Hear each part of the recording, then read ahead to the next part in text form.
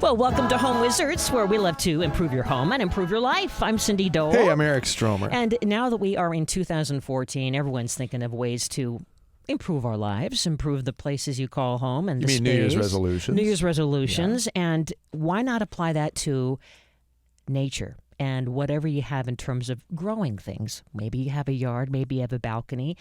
How do you become a better gardener? So I thought we could talk about some things you can do to kind of check things off the list, try new things to really feel that, you don't have a brown thumb. No, Eric Stromer. You've got a green thumb. I would even go as far as to say not only that's just it. Try new things. That's Yes. a great first step, a great New Year's resolution. Try something you've never done before. Try something really snazzy. Try something really tricky that maybe is difficult to grow, and just do one of those because it might be overwhelming if you try to do too many of them. And by the way, I saw when I was visiting your yard, those air plants that you have. They're thriving. That you have. If you haven't tried an air plant, it's so easy and so cool. As long as you just mist them or soak them in water, right, once a week. You use some kind of a fishing line. Is that what you did? And I hung a little filament, a clear fishing line, so it looks like these spores are hovering over my like fountain. Avatar. It's amazing. And be honestly, and they're hanging from a tree. They're right? hanging from a tree, but honestly, I've done virtually nothing. I mean, occasionally, maybe 3 times a year, I sprayed them with water. Really? Other than that, they're doing great. Well, good for you. I know, right? So that's something new something to try. you can try. Yeah. But let's talk about some things that you could just begin. I mean, maybe you don't really consider yourself a gardener, or maybe you are, but you want to get better, or maybe you're one of those people that considers gardening to be, a chore, because a lot of us, I think, you go, well, that's yard work, right? But It's just going to be more of a burden and extra things to do. But there are some things, to your point, that are actually going to enrich your experience and make you better. So, for instance, like making a garden plan, like maybe just whether it's online, there's a lot of apps, or you could just go onto your computer and create like an Excel spreadsheet, or just a notepad. Make a wish list of things that you would like to try or add to your area. And by the way, that is, I think, the most underutilized possibility that one can do. It's essentially like, when you do a garden, it's like building a house without a blueprint or architectural plans. If you don't do a garden plan, you know what I mean? It's imperative, I think, that you take the opportunity now when you have the time to research the different plants that you want to combine. You can utilize Sunset Books and really kind of figure out your zones and know what you need and what you don't. And that's a place where you can kind of do a lot of the guesswork on paper before the thaw shows up in springs here. So take that opportunity to really do that. And maybe think about growing more edibles, planting more veggies, trying things that are not only going to be yummy, but are going to give you more vitamins. Well, that's finally what compelled me to grow tomatoes years ago when I kept going to the grocery store and coming back with these dyed red balls, spheres of tasteless things that didn't do much for me. Pithy. I hate pithy tomatoes. I like saying pithy. pithy.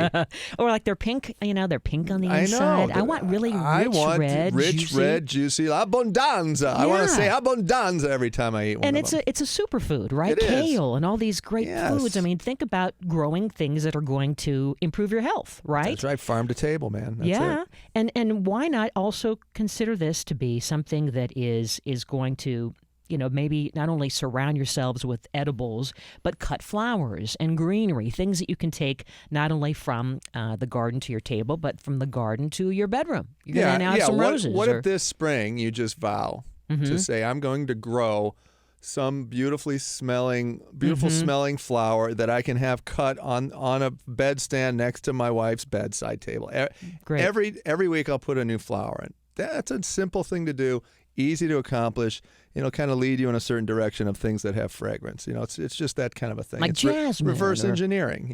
Gardenias. Oh. I love gardenias. Yes. Although sometimes they're hard for me to get them to rebloom. We'll see. That might be a good thing to try. Maybe that'll be my thing. Yeah. And we love planting a bottle garden. I mean, we both have terrariums. Try this. Let's say all you have, you don't really have an outdoor space, but you have a nice apartment or condo or area, or even if you do, it's fun to have an indoor garden by just all you need is some lava rock. And then you create another layer of pebbles and then soil. The whole idea is to separate the roots from the bottom so that the roots are not sitting in water. The water drains all the way down, and then the lava rock makes it not smelly and keeps it going, you know. But that's a fun thing to try. It's a great thing. Right? I had I've had several, and one lasted for the whole Entire year. Entire year. It Yeah. was great. Something really fun to try is carnivorous plants. Oh, You know what I mean? You mean Like like, the Little flytrap Shop of plants. Horrors? Remember that Yes, musical with the yeah. flower that ate people? And that's kind of a fun adventure, especially if you have kids. You know what I mean? You can create like a little area in the back of the yard and say this is a fun, cool, carnivorous, almost like a dinosaur garden. That's a You great know, idea. it's kind Yeah. of a fun, playful. Listen, anything to get a fly out of my house, I'm there.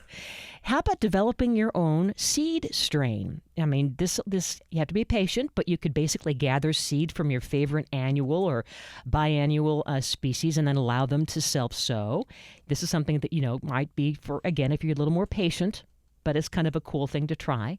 Or grafting. Have you ever tried that before? Yeah, you and I have done the We've done grafting this. at that greenhouse. It was pretty cool, right? Very. And you just need the solution that helps the root take, obviously. Exactly. It's almost like it's a growing liquid. Right. It's like a fertilizer, Right. and it makes you a You genius. paint it on almost like nail polish, Yeah, just yeah. in the little area there. And they sell that at all the garden centers, but that's something to save money and make more of the plants that you love. Although we've done this also with with our succulents, where you just snap it off, like the jade plant, for instance, right? Right. I just snap that baby off. Here, Eric, have a couple. That's right. You ram it in the soil. I literally threw it in the ground, and there it is. Yeah. It's incredible. And back to growing something really that's challenging. I want to try the hardy slipper orchid. That's the orchid that looks Like little Cinderella slipper. little- yes. I love that one. And I've never tried to grow it, or I've bought it before, and then it hasn't rebloomed. But I'm going to try this. I'm going to try something that's really going to, be a big challenge. It's a great idea.